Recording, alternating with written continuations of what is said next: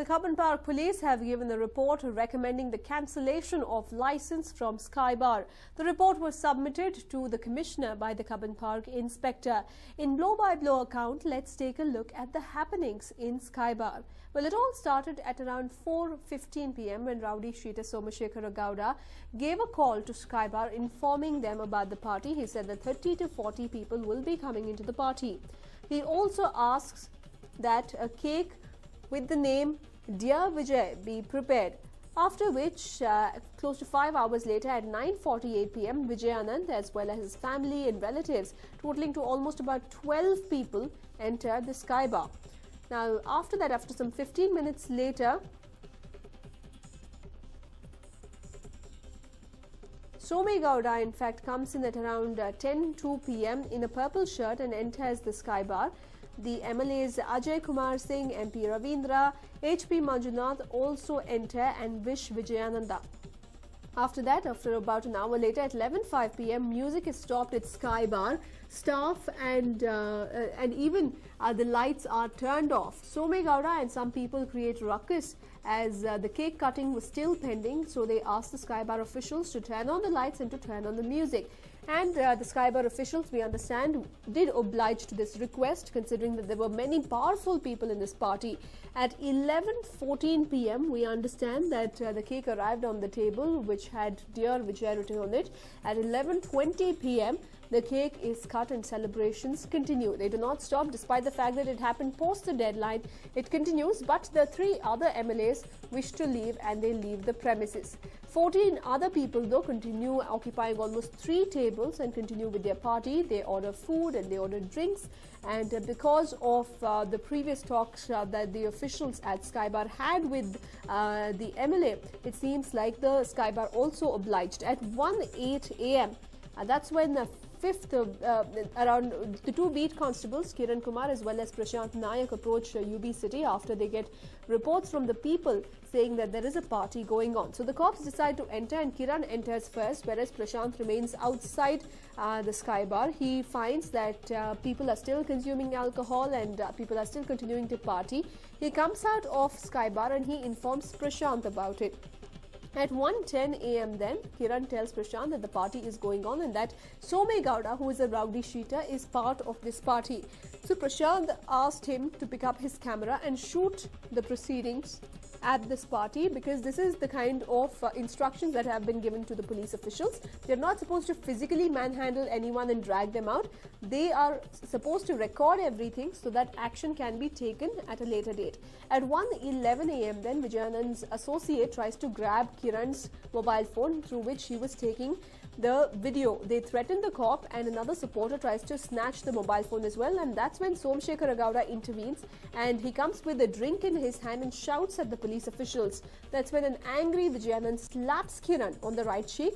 So this was the MLA himself slapping a police constable just for carrying out his duty. After which at 1:14 a.m, Prashant comes to his defense, who is the other police constable.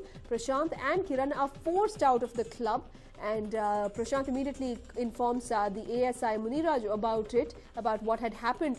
And despite all this happening, Vijayanand continued to shout at the police officials.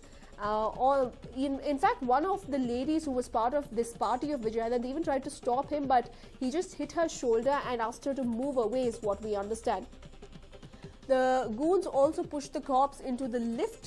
They forced them into the lift and asked them to leave. This was the kind of brutality that was used on the police officials. About 5 minutes later at 1:20 a.m, Vijayanand and his family members exited Sky Bar at 1:32 a.m. By this time, ASI Muniraju also reached the spot with the other cops, and Muniraju questioned Vijayanand, but instead of accepting his mistake, the MLA shouted back at the ASI as well, who is the assistant sub-inspector here. And then at 1:35 a.m, Somashekara Gowda gave Vijayanand the number of Cubbon Park Police Inspector Uday Bhaskar and asked him to speak to him. Then Vijayanand called Uday Bhaskar and told that the cops were harassing him. This was the counter complaint that he registered, despite the fact that if there was any amount of harassment that was made, it was on part of the MLA, and there is CCTV evidence to prove that. In fact, Vijayanand also threatened to move a privilege motion in the assembly the next day while he was talking to Uday Bhaskar. At 1:42 a.m., Uday Bhaskar gave a call to ASI Muni Raju and asked for the medical records of the constables to be conducted immediately for a complaint to be lodged, and the complaint is lodged now, and the MLA had no clue about it. The next day, the clueless MLA Vijayanand came to the assembly and was hounded by the media, and that's when he realized what had happened, that DCP Central Ravi Kante Gowda, ACP of Kaban Park Shobha Rani, both of them saw the report and seized the CCTV footage of the sky bar. They've also seen Kiran's mobile footage that the constable was taking, and they questioned the sky bar officials and have filed FIR on the 3rd of June. Meanwhile, the other development that took place today was that the public prosecutor made arguments on part of the police at the Bengaluru City Civil Court, and he opposed the bail for the Congress MLA Vijayanand. The prosecutor had made the argument that by virtue of being a politician, Vijayanand may influence the outcome of the trial by tampering with evidence. Now, Kashyapanavar is the second accused in the complaint registered at the Kaban Park police station for assaulting 2 constables on the night of his birthday.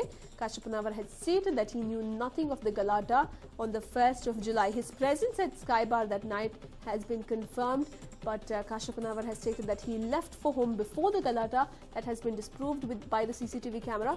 Tomorrow we'll get to know if the court will award him a bail or not.